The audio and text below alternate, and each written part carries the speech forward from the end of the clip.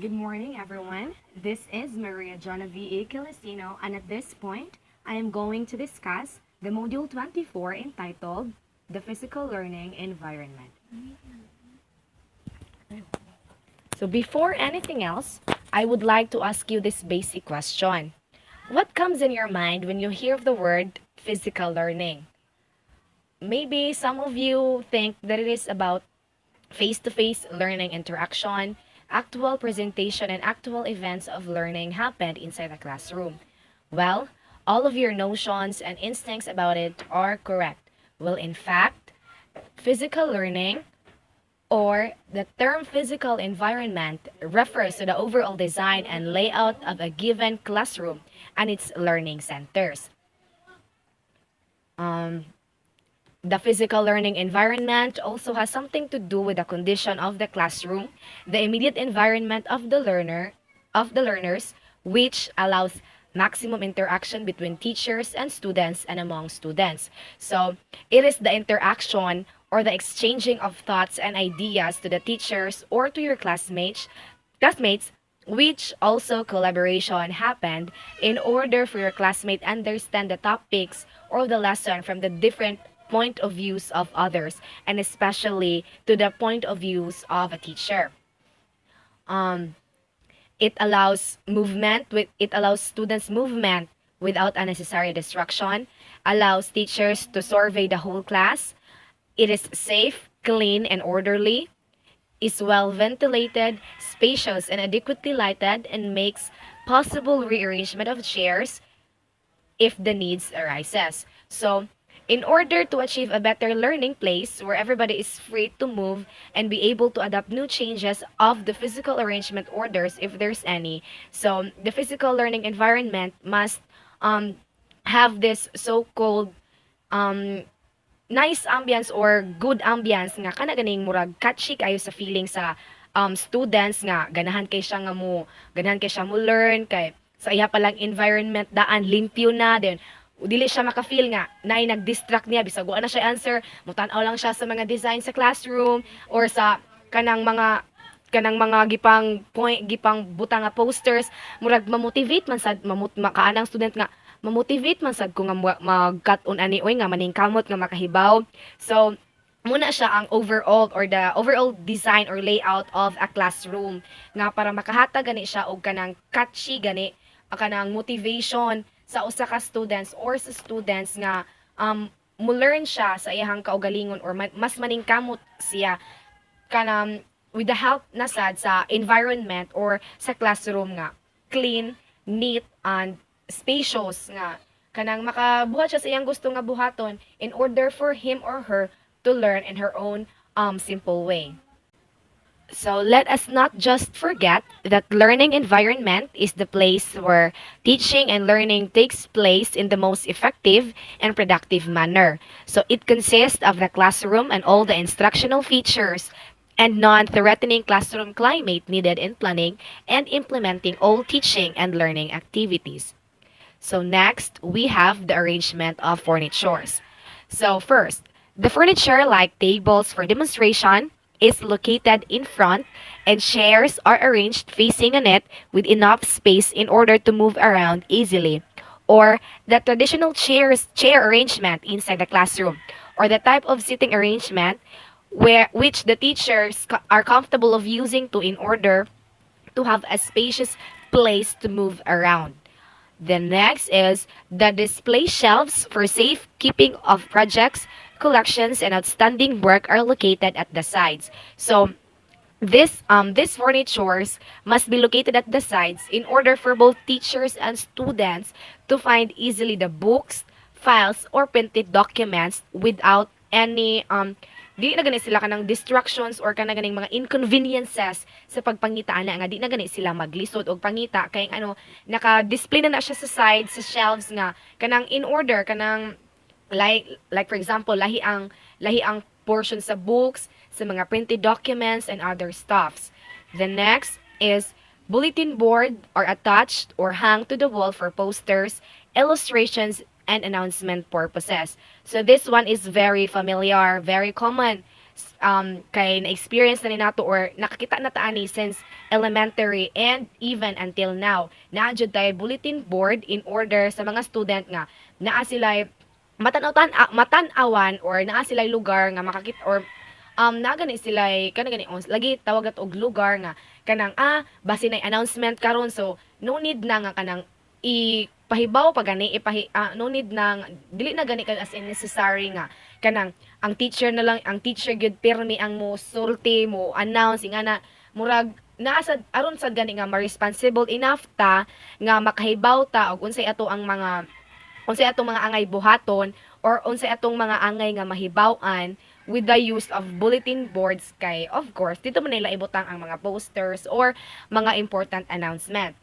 The next is blackboards are usually in front to be used for clarifying and in making diagrams during discussion, especially when elaborating deeply the topics for better understanding. So, um, as we college naman ta no college naman ta, so from elementary gamit jud gihapon kayo ang blackboard bisag karon kay ang kasagaran ng gamiton is PowerPoint or mga digital platform para maghimog report or maghimo og discussion. Dili gyud gihapon mawala ang value sa blackboard kay ngano for better understanding actual man god makasuwat ta or makahimo ta didto og actual, like for example magdrawing ta og diagrams in order nga mas makasabot jud ta sa differences, like for example kuanta kanang compare o mag-compare ta. So magkuan jud ta og di ba need ba jud ang diagram. So if adto pa gyud ta sa digital, dili baya tanan privilege o dili baya tanan kanang naay laptops, naay mga personal computer or kanang master or master nga mogamit og computer. So mas preferable gihapon sa uban nga mogamit og blackboard kay aside sa mo'y tradisyon or mo'y naandan, mas dali ra sa jud nga kanang gamiton ang blackboard kay igo ra man tang magsuwat. Mas dali ra sad nato siya discuss or dali ra sad kay nato siya mapasabot sa uban kay ngano anad naman ta sa paggamit niini. Then next is the different sitting patterns. So kani siya this also has something to do with the arrangement of furnitures. So there are different types of sitting patterns. So first is the traditional sitting patterns, wherein chairs are formed from rows and columns directly facing the teachers. So kanang atong gigamit from elementary, junior high school, senior high school, and even until college. Pero karon exempted lang sa ta karon kay nag-online classes pa man ta karon. So if nag face to face ta, maybe ang ato ang sitting arrangement is the traditional one wherein which consists of rows and columns para kanisad siya to reduce the student interaction which give teachers control. So kanisad siya magdepende sad ni siya if unsay comfortable gamiton sa teachers nga matanaw gani na ya, ma-monitor niya ba ang mga iyang mga students kung nagpay ba sila og attention sa teacher nga ga-discuss or naghimo ba sila og lain nga business nga ilaha didto. Muna siya gitawag og traditional sitting patterns. I know understandable naman ni nato kay most of our or the entire journey of us being a student mo jud ni kasagaran natong gigamit sa eskwelahan nga mag face to face. Next is the formal setting pattern. So it enhances student social skills, develops cooperative learning, helps one another by sharing materials. Then the best activities nga ma-perform ani niya nga setting pattern arrangement is group discussions and poem interpretation. So formal setting arrangement is just like the arrangement of catering services wherein there is a table and 4 to 6 chairs are available to be seated by only, of course, 4 to 6 person lang para matagaan gani sila naa sila space nga maka-interact or maka-collaborate with each others, sharing ba sa ilang ideas, sharing sa ilahang nasabtan something nga na gani like sharing gani like for example discussions or formal meetings, di ba? Kasagaran nila gamit is formal sitting arrangement man wherein they can ask questions, they can ask question from their group mates or sa ilahang kauban, ask questions, and at the same time they can also give their give their insights or ideas about a certain topic nga gidiscuss or a certain scenario. The next is the informal setting pattern. So, chairs are formed into big circles and students are facing each other. It enables the students to communicate to their classmates and gives emphasis to the teachers, maintains the interaction of the teachers and the students. So, kabantay mo anang like for example, kana ganing sa private schools or bisan lang dili sa private school, sa public lang, basta in a classroom wherein ang teacher gani mas prefer gani niya nga mogamit og lain nga sitting arrangement kay murag ganahan gani siya nga kanang ma-maintain lang gani niya ang interaction ninyo nga students ug siya nga teachers. Like for example nga mas gusto siya iganan siya U-shape nga gusto siya nga makita each and every one of you nga naa jud sa iyang atubangan tanan para dili gani makuha ang inyong attention sa lain nga kuan, lain nga stuff or lain nga buhat. Mas ma-focus gani mo niya something nga focus gani ang imuhang kuan kanang sani tawag nato ani focus gani ang imong attention. Yes, the interaction between you as a student and sa teacher nga nagtabi or nagdiscuss about a certain scenario. And there are there are also others like horseshoe arrangement, which chairs are formed into U-shape. So parehas kong gingon ganina nga U-shape ang iyahang form. Rectangular arrangement and open classroom arrangement, which has their own ways of principles and teaching implications in order to monitor each student's attention and actions inside the classroom. So kani siya sitting arrangement.